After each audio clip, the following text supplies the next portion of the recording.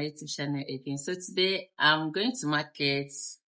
I want to go and get some ingredients that I'll use in making my ofe akwu. So I want to take you guys to the process, show you guys the outcome. As Anambra girl YP now, our ofe akwu is not like your regular ofe akwu. So I want you guys to stay tuned and don't forget to subscribe, like, share, and comment. Thank you. So let's go to market and then get the things you need.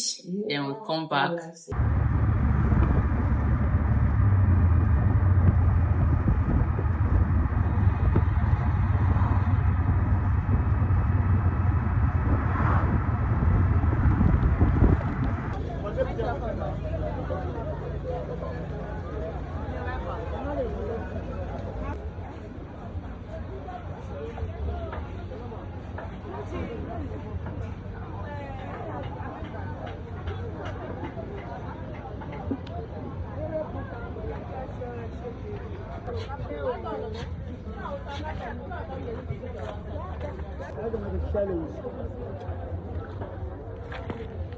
Então, não tem nada desse na rancha. É? Dimbia. Eu vou pagar as coisas aqui. Ok. Na rancha não é 16. Very good. Where is your open? This one 500. Yeah. It's too small.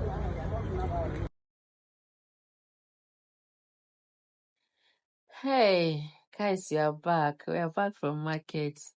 Abuja sun is not for this street. I'm telling you. One bad thing about Abuja is that their sun is just like you are near to hellfire. But that one aside, let's dive into the business of the day in preparing our wenge of akwu. Anyways, I use beef and smoked fish in preparing this our rich wenge of akwu. I always use salt and hot water in washing my fish because I don't want a situation whereby I'll be eating. I'll not taste and say as oh my god now. So I always use salt and hot water. And while the akwu is doing its thing on fire, don't like wait for it to be done before prepping all the ingredients. I don't rush anything. So I always prep all the ingredients and I'll keep it aside. You get just like I'm about to blend the peppers, the big crayfish, onion, and ogiliope now, so I can keep it aside.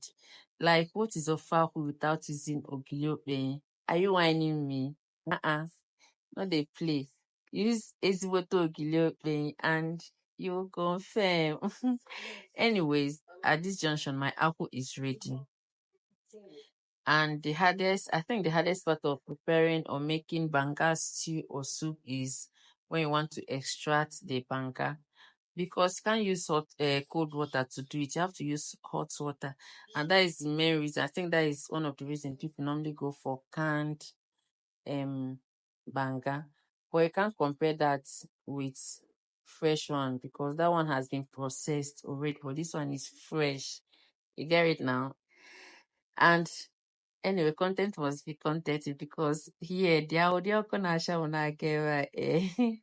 and another mistake I notice most people make when making their banga is that they don't always allow the banga to come to your boil for it to form its thickness before adding their ingredients.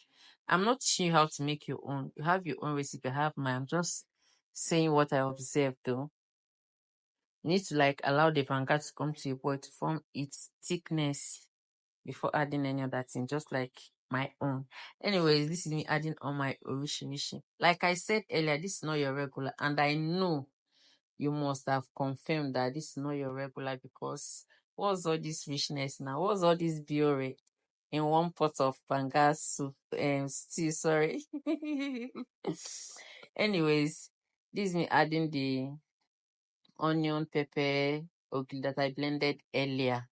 And what is banga without adding crayfish? Abibo girl, we literally add crayfish in everything we cook. Not just small crayfish, big crayfish. And this banga spice that I just added. See richness now. See thick food. Please clap for me. You see, in terms of confirming any rumor or clearing any rumor. I don't clear anything.